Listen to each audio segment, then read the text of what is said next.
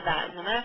Mas a subordinação que caracteriza um vínculo empregatício é aquela subordinação que os limites da contratação, as condições, as formas de prestação de serviço, o próprio objeto, ele é todo delimitado e controlado pelo contratante. Então, o contratante, ele controla o horário, ele controla a forma de prestação de serviço, ele controla o que a pessoa fez ou deixou de fazer durante o horário de expediente, ele exige frequência de comparecimento, ele exige um determinado volume de trabalho, enfim, isso tudo para a caracterização da subordinação. É claro que existem diversos níveis de subordinação, existem diversas formas de subordinação, mas sempre que a gente se deparar com uma relação em que o contratado ele tenha uma vinculação hierárquica com o seu contratante, nós vamos estar diante de um trabalho subordinado de forma a caracterizar um vínculo de emprego. Ou seja, o que é ter uma subordinação hierárquica? Manda quem pode, obedece quem tem juízo. Então, aquele que tem o dever de obediência, normalmente é um empregado. Então, esse é o elemento subordinação. A habitualidade pode se relacionar com a frequência ou com a inserção na atividade fim, dependendo dos conceitos sobre habitualidade.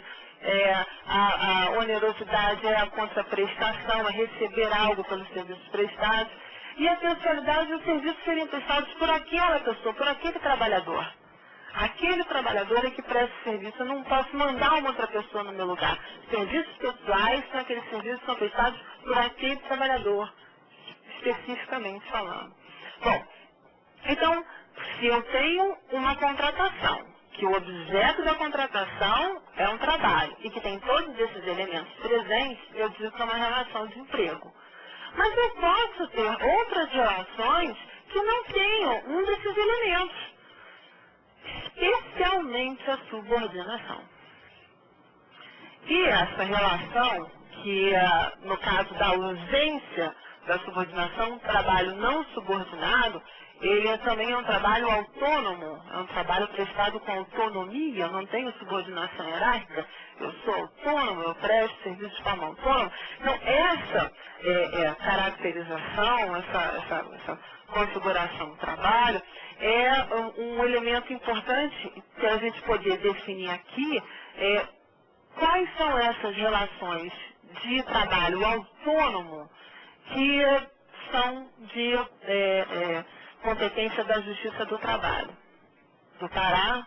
Vou explicar um pouco o que era, vou explicar o que passou a ser a redação do 114, no inciso 1. A minha abordagem, a abordagem nossa aqui, é uma abordagem estritamente processual.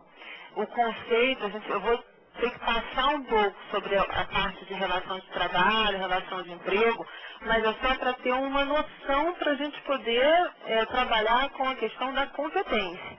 Então, a visão é processual, a aula aqui é de processo, a gente vai falar sobre processo. Bom, a Constituição de 88 estabeleceu no artigo 114, no inciso 1, e isso foi fruto do legislador constituinte originário, ou seja, o legislador que fez a Constituição, inaugurou a Constituição. Não foi nenhuma emenda constitucional, não foi o que a gente chama de poder constitucional derivado, né? Aquele poder que veio depois para alterar a Constituição, foi aquele originário. Ele vem então e estabelece no seu inciso 1 que a Justiça do Trabalho tem competência para conciliar e julgar, isso era uma expressão comum, que eram as antigas juntas de conciliação e julgamento, então a competência para conciliar e julgar as lides existentes entre trabalhador e empregador. Então, o que o legislador lá de 88 trouxe para a gente foi uma competência para julgar lides entre trabalhador e empregador. Vejam que a palavra emprego, ela foi empregada pelo legislador quando da redação originária da Carta de 88. Então, a ideia de restringir a competência da trabalhista a essa espécie de relação de trabalho era evidente.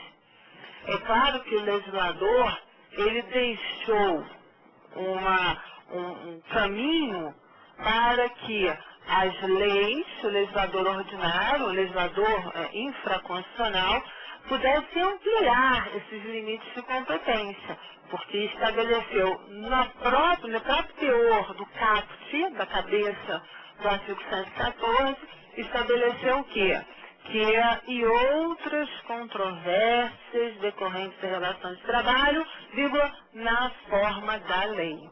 Então, a redação desde 88 já dizia que a nossa competência era para as lides empregatícias, lides são conflitos, né?